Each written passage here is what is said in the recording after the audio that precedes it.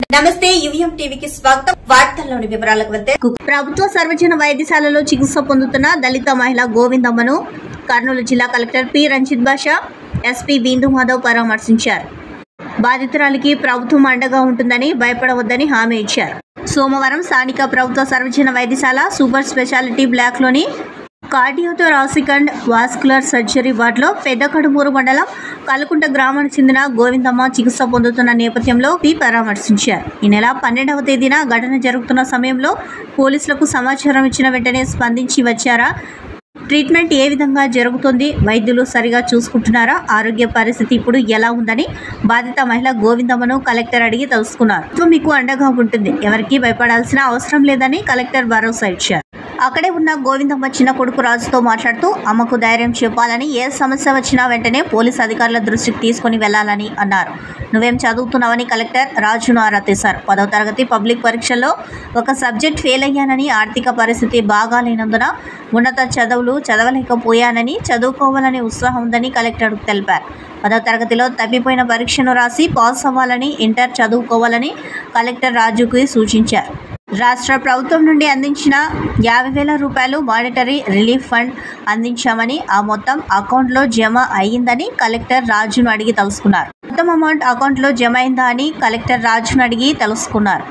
జిల్లా ఎస్పీ మాట్లాడుతూ పోలీస్ శాఖ బాధిత మహిళా కుటుంబానికి అన్ని విధాలా అండగా ఉంటుందని భరోసా ఇచ్చారు. కార్యక్రమంలో వైద్యులు, పోలీసు అధికారులు తదితరులు పాల్గొన్నారు. ప్రపంచ ప్రసిద్ధిగాంచిన తిరుమల వెంకటేశ్వర స్వామి వారికి ఎంతో ప్రీతి పాత్రమైనటువంటి లడ్డూ ప్రసాదాన్ని మాజీ ముఖ్యమంత్రి వైఎస్ జగన్మోహన్ రెడ్డి అపవిత్రం చేసినందుకు ప్రపంచంలో ఎంతో మంది హిందువుల మనోభావాలు దెబ్బతీసి అపవిత్రం చేసినందుకు వారిని దేశ బహిష్కరణ చేయాలని తెలుగుదేశం పార్టీ రాష్ట్ర ప్రధాన కార్యదర్శి సోమిశెట్టి వెంకటేశ్వర్లు దేశ ప్రజలకు పిలుపునిచ్చారు.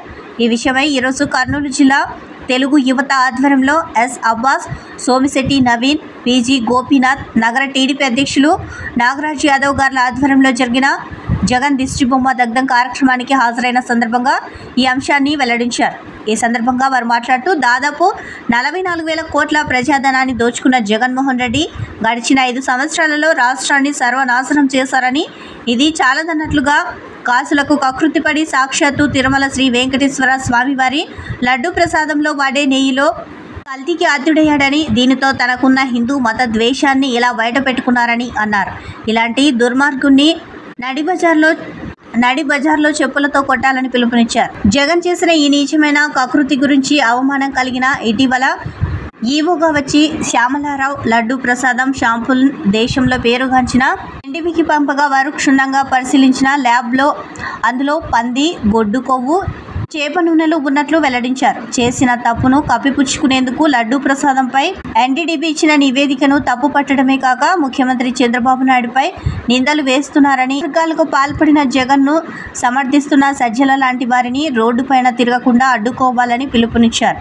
జగన్మోహన్ రెడ్డికి నీవు చేసిన తప్పుకు నీ చెప్పుతో నీ చెంప పగలగొట్టుకో, ప్రపంచంలోని హిందువులకు క్షమాపణ చెప్పు, లేదంటే గతంలో మీ తండ్రి తిరుమలకు 3 కొండలే అంటూ శ్రీ వెంకటేశ్వర స్వామి గురించి అవహేళనగా మాట్లాడినందుకు వారికి ఏమి గతి పట్టిందో నీవు మరిచావా అని, నీ తండ్రి వైఎస్ జగన్మోహన్ రెడ్డి కుక్కచావు చచ్చాడని, నీకు అదే గతి తప్పదని అన్నారు. ఈ నాయకులు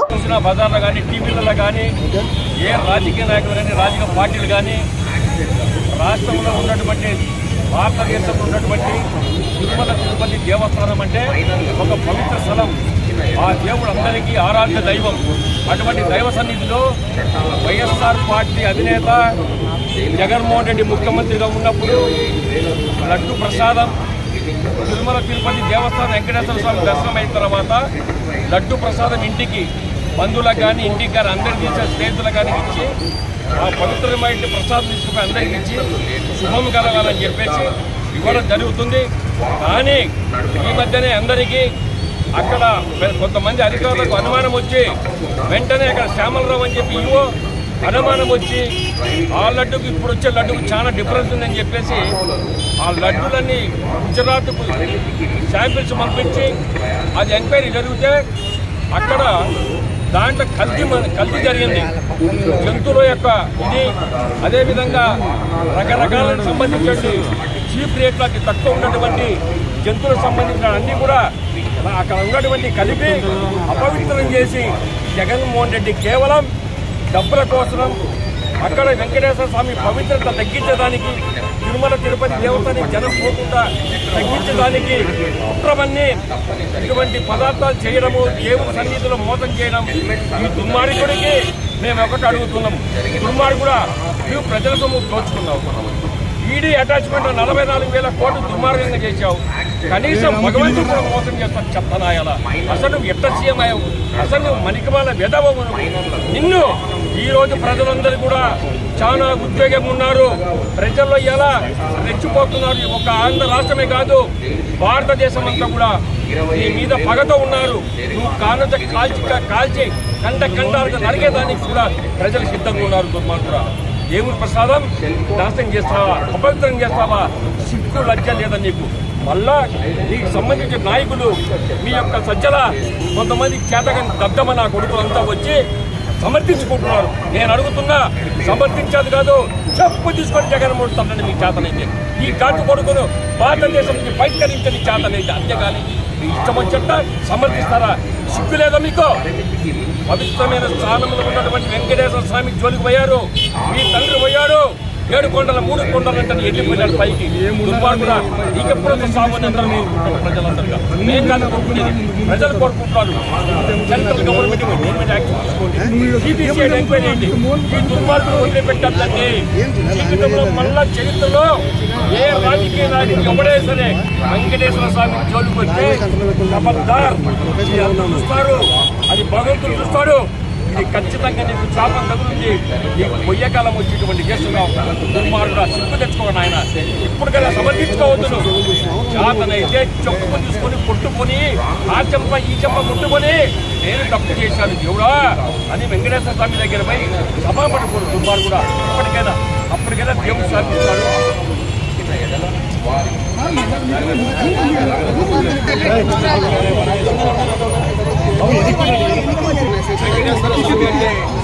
పంచంలోనే కొన్ని కోట్ల మంది కూడా భక్తులు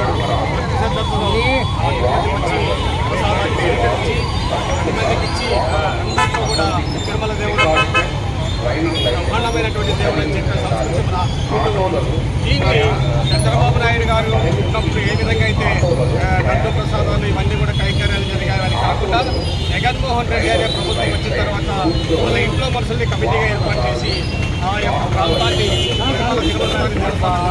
పలుకుడమే కాకుండా పవిత్రంగా పూజించేటువంటి ప్రసాదాన్ని కూడా కల్తీ చేసి అతనేదో సొంత సొంతం ఉన్నట్టు సపరేట్గా మేము నియమిస్తున్నామంటున్నాడు.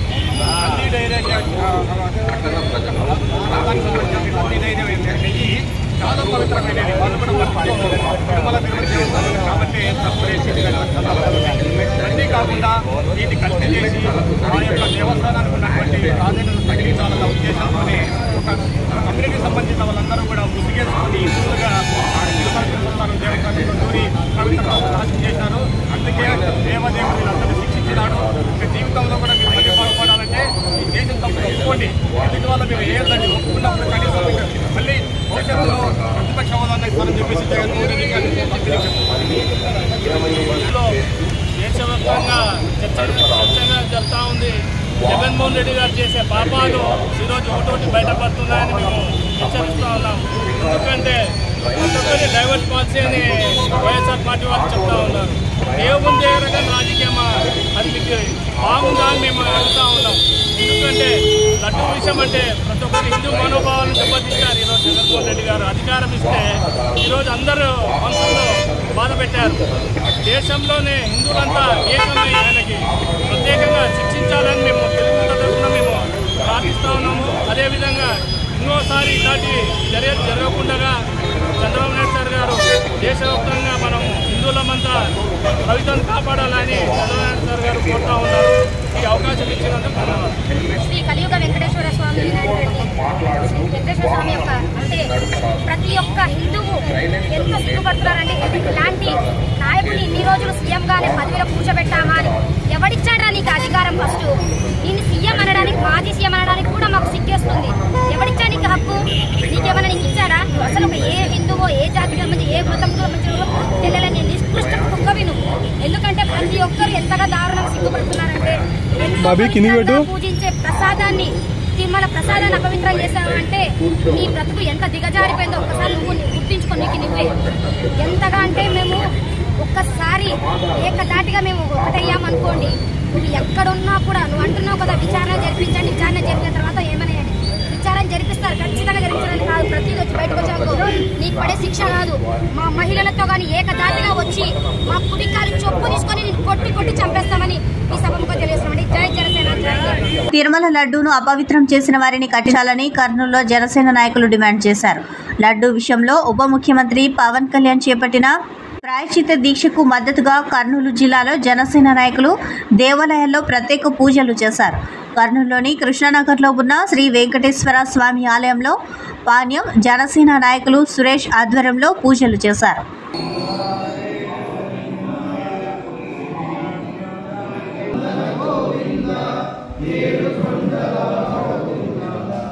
తిరుమల తిరుపతి దేవస్థానంకి చెందిన వెంకటేశ్వర స్వామి ప్రసాదం లడ్డు ప్రసాదంలో కల్తీ నెయ్యితో ఈ ప్రసాదాలు తయారు చేస్తున్నారని ఒక వార్త ప్రపంచవ్యాప్తంగా అందరి మనసులను కూడా కలిచివేసింది. ఈరోజు చూస్తున్నాం ఆ కల్తీలో కూడా గొడ్డు మాంసం, పంది మాంసం, చేప నూనె లాంటి అవశేషాలు ఉన్నాయని గుజరాత్కు చెందిన ఒక గవర్నమెంట్ ల్యాబ్ రిపోర్ట్స్ రావడంలో మొత్తం ఒక్కసారిగా భక్త జనాలందరూ కూడా ఉలిక్కిపడిన అంశం మనం అందరం చూస్తున్నాం. ఈరోజు ప్రతి భక్తునిలో కూడా ఒక మనోవేదన మనం గమనిస్తున్నాం. తిరుమల తిరుపతి లడ్డూకు ఒక ఎంతైతే ప్రాముఖ్యత ఉందో ఆ ప్రాముఖ్యతనందరినీ ఒక్కసారిగా తుంగలో తొక్కి ప్రతి భక్తుడు కూడా లడ్డును మనం ఇటువంటి కల్తీ చెందిన లడ్డును మనం తిన్నామా అనే స్థితికి ఈరోజు తీసుకొచ్చిన గత పాలక మండలి సభ్యులైతే కానీ గత ప్రభుత్వం అయితే కానీ నిమ్మకు నీరెత్తినట్లు ఈరోజు చూస్తున్నాం. గత ముఖ్యమంత్రి జగన్మోహన్ రెడ్డి గారు ఏమంటున్నారంటే ఏదైతే తప్పు జరిగిందో వాళ్ళని శిక్షించాలనే మాట మాట్లాడకుండా ఈరోజు ఆయన ఏదైతే తప్పు జరిగిందో దాన్ని వెనకేసుకొచ్చే దిశగా ఈ ల్యాబ్ రిపోర్ట్స్ అన్నీ తప్పని అక్కడ ఎటువంటి కల్తీ జరగలేదని ఆయనే ఒక ల్యాబ్ రిపోర్ట్ ఇస్తూ వాళ్ళందరినీ కూడా ఎవరైతే దోషులు ఉన్నారో వాళ్ళందరినీ వెనకేసుకొచ్చే దిశగా ఈరోజు ఆయన ప్రెస్ మీట్ పెట్టడం నిజంగా అందరినీ కలిసివేసిన విషయం. ఈరోజు ఎవరైతే బాధ్యులు ఉన్నారో వాళ్ళు ఎవరు కూడా పశ్చాత్తాపడకుండా ఈరోజు మేమే తప్పు చేయలేదని బుకాయిస్తున్నారో వాళ్ళకందరికీ బుద్ధి వచ్చే రకంగా పవన్ కళ్యాణ్ గారు పశ్చాత్తాప దీక్షను చేపడుతున్నారు, ప్రాయశ్చిత్త దీక్షను చేపడుతున్నారు. ఈరోజు రాష్ట్ర వ్యాప్తంగా 11 రోజుల పాటు ఈరోజు రాష్ట్రంలో జనసేన పార్టీ శ్రేణులందరూ కూడా ఆయన ప్రాయశ్చిత్త దీక్షకు సంఘీభావం తెలుపుతూ అన్ని నియోజకవర్గాల్లోనూ అన్ని పట్టణాల్లో అన్ని గ్రామాల్లో కూడా ఇలా దైవ మందిరాల్లో అందరం కూడా ఆయన దీక్షకు మద్దతు తెలుపుతూ ఏదైతే చేశారో ఇవన్నీ కూడా దోషులను శిక్షించే వరకు కూడా ఈ ప్రభుత్వము ఉపేక్షించకూడదని, అలాగే భక్తులకు అందరూ కూడా మనోధైర్యాన్ని నింపే దిశగా లడ్డు తయారీలో ఎటువంటి ఇప్పుడు రాబోయే కాలంలో ఎటువంటి కల్తీలు ఉండవని అందరిలో మనోధైర్యం దింపే దిశగా కూడా ఈ ప్రభుత్వం ప్రయత్నాలు చేయాలని కోరుకుంటున్నాం. వైద్యులపై దాడులను గవర్నమెంట్ డాక్టర్స్ అసోసియేషన్ ఆధ్వర్యంలో డాక్టర్లు కర్నూలులో నిరసన తెలిపారు. కాకినాడ ఎమ్మెల్యే డాక్టర్పై దాడి చేశారని వారు హాస్పిటల్ ఆవరణలో నిరసన తెలిపారు. విధులు నిర్వహిస్తున్న డాక్టర్లపై దాడికి పాల్పడిన వారిపై కఠిన శిక్షలు విధించాలని కోరారు.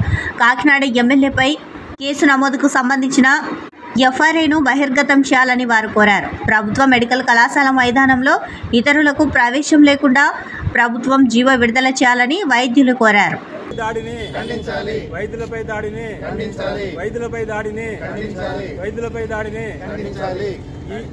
శిక్షించాలి. దాడి చేసిన వారిని శిక్షించాలి. చట్టపరమైన చర్యలు తీసుకోవాలి.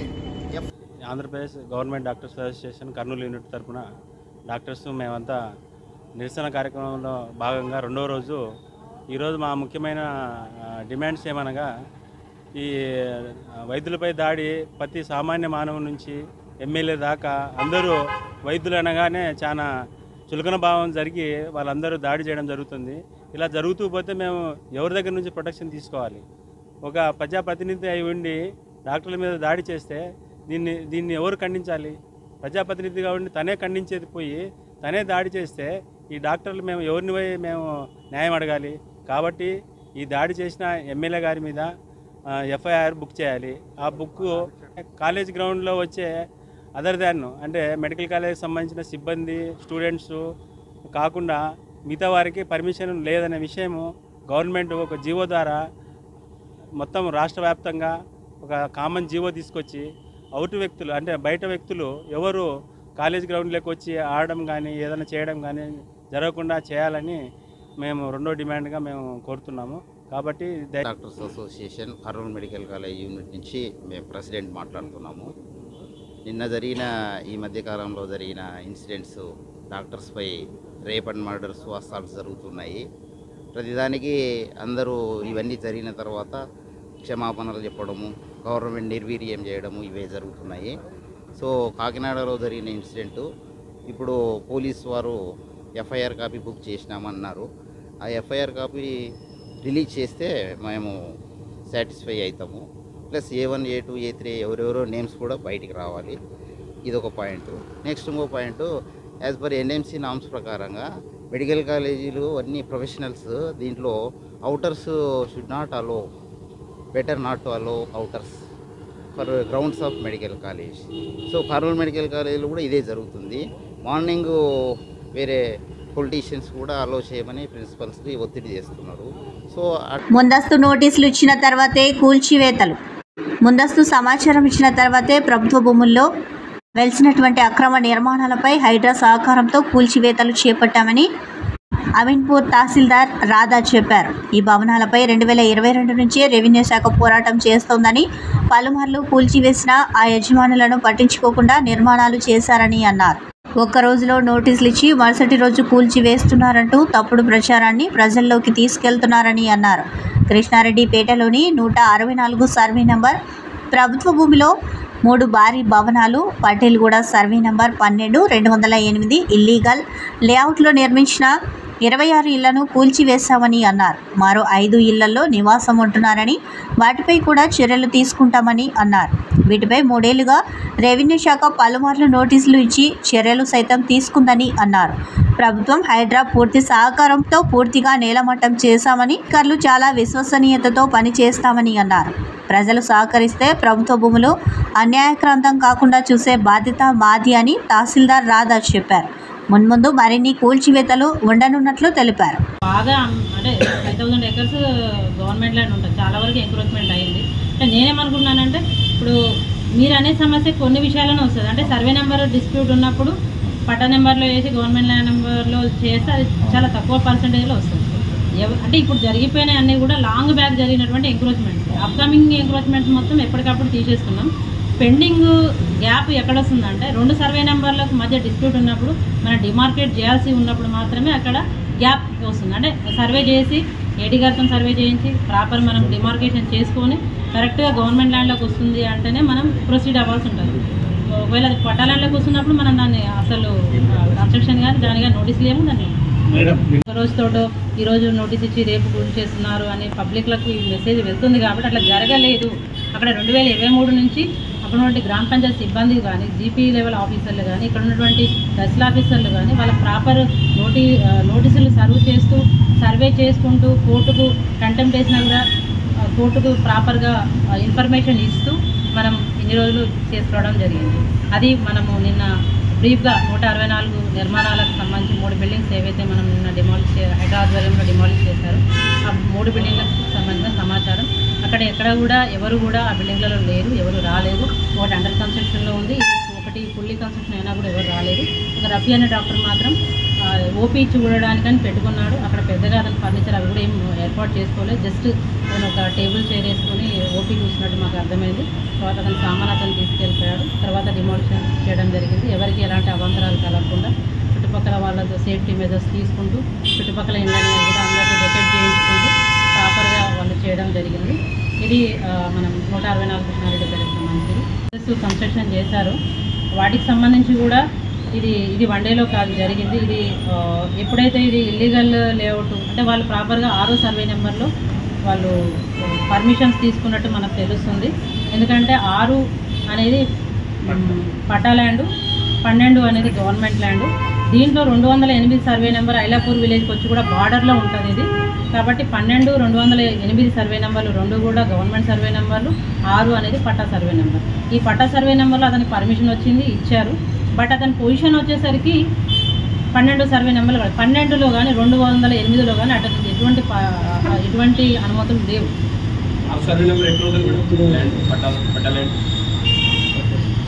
అది ఏ గ్రామ పరిధికి వస్తుంది?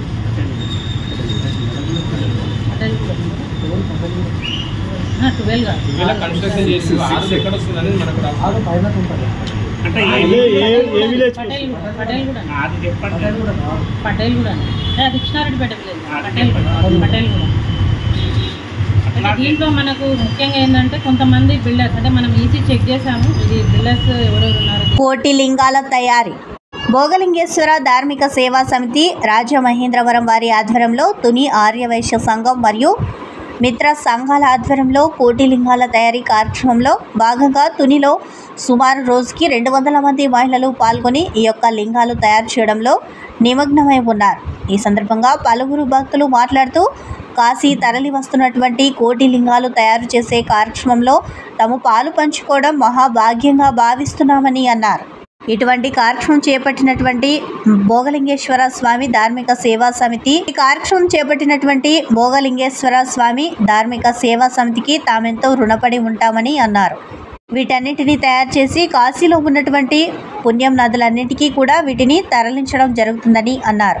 అనంతరం పూజలు అందుకున్న తర్వాత ఈ లింగాన్నింటినీ కూడా పుణ్య నదుల్లో కలవడం జరుగుతుందని అన్నారు.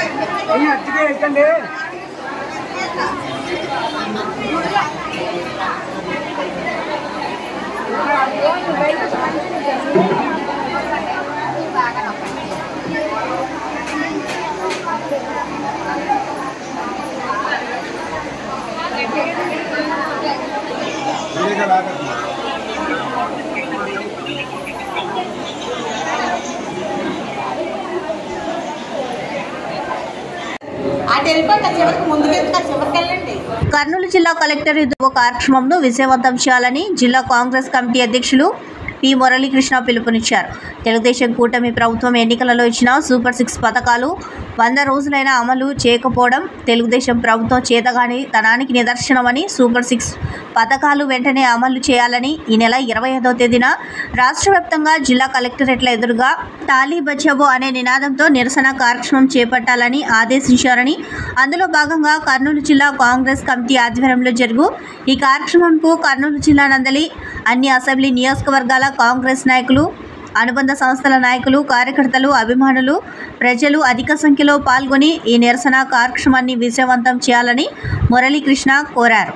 ఈ కార్యక్రమంలో కర్నూలు సిటీ కాంగ్రెస్ అధ్యక్షులు షేక్ జిలానీ బాషా, కాంగ్రెస్ నాయకులు Damodaram Ramakrishna, NC Bazaranna, K Venkatareddy, G Venkataswamy, Riyazuddin, Sheikh Khaja Hussain, Mushid Peer Khadri, Anantharatnam, E Lazarus, S Pramila, A Venkata Sujatha, Anumulla, Sheikh Malik Basha, W Satyaraju, B Subrahmanyam, Ejaz Ahmed, INTUC నాయకులు ఆర్ ప్రతాప్, జేమ్స్ ఆశీర్వాదం, జాన్ సదానందం, ఆర్ 25వ తారీఖు మనం తలపెట్టినటువంటి నిరసన కార్యక్రమం తాళి బజావో ఖచ్చితంగా జయప్రదం జరుగుతుందని చెప్పి సభాముఖ్యంగా తెలియజేసుకుంటున్నాను. సో ఈ కార్యక్రమం మనమందరం పెద్ద ఎత్తున పాల్గొని జయప్రదం చేయవలసిందిగా ప్రతి ఒక్కరిని నిర్వహించుకుంటూ ఈ కార్యక్రమం ఇప్పటితో జరుగుతుంది.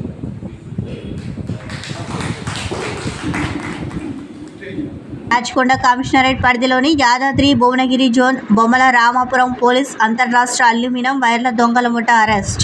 బీహార్కు చెందిన 8 మంది సభ్యుల దొంగల ముఠ విక్రమ్ కుమార్ సింగ్, మహేందర్ రామ్, రామ్ కుమార్ సింగ్, గోవింద్ మండల్, శ్రవణ్ మండో, ప్రదీప్ కుమార్ మిశ్రా, రాజ్ కుమార్ రాయ్, అమిత్ అరెస్ట్ చేసి వారి నుంచి 2,73,000 నగదు, ఎటిగా కారు, మారుతి ఎక్స్, అల్లెక్స్, ఒక ట్రాలీ ఆటో, 200 కేజీల రాగి వైర్, 8 మొబైల్ ఫోన్లు స్వాధీనం చేసుకున్నారు. వివిధ పోలీస్ స్టేషన్లలో 46 కేసుల్లో కేసులు నమోదైనట్లు డీసీపీ రాజేష్ చంద్ర తెలిపారు. విక్రమ్ కుమార్, ప్రదీప్ కుమార్ మిశ్రా ముఠా లీడ్ చేస్తున్నారు.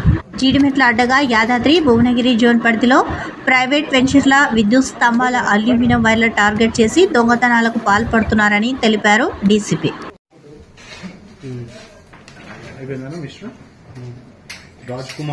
క్రైమ్స్ కూడా మనకు డిటెక్ట్ అయినాయి. అండ్ వీళ్ళని డ్రాప్ చేయడానికి యూజ్ చేసిన వెహికల్స్ 2 ఎర్టిగా కార్లు.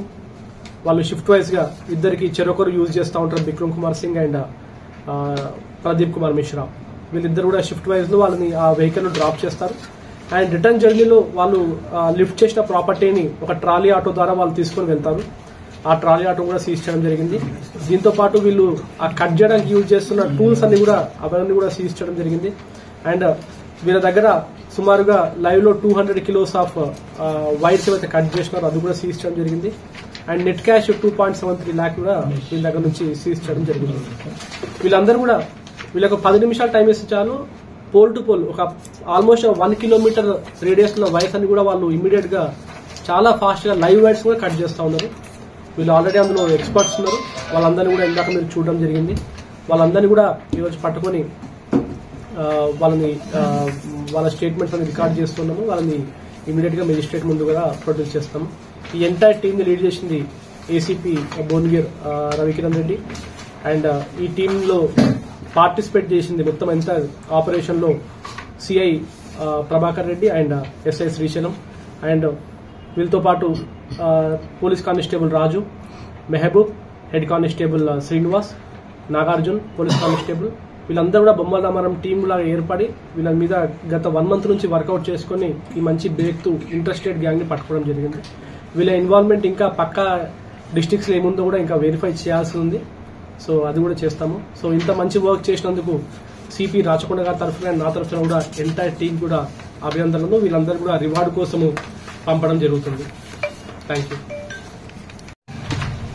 ఈరోజు morning Bommalaramaram police station team, Bommalaramaram SI and Bhuvanagiri CI గారు వాళ్ళ ఆధ్వర్యంలో ఒక టీం ఏర్పాటు చేసుకుని గత కొన్ని రోజులుగా వరుసగా ఈ ఎలక్ట్రిసిటీ వైర్ థెఫ్ట్లు, ట్రాన్స్ఫార్మర్ కాయిల్ థెఫ్ట్స్ ఇవన్నీ చేస్తున్న గ్యాంగ్ కోసం గత 1 month నుంచి వర్కౌట్ చేస్తూ ఉన్నారు.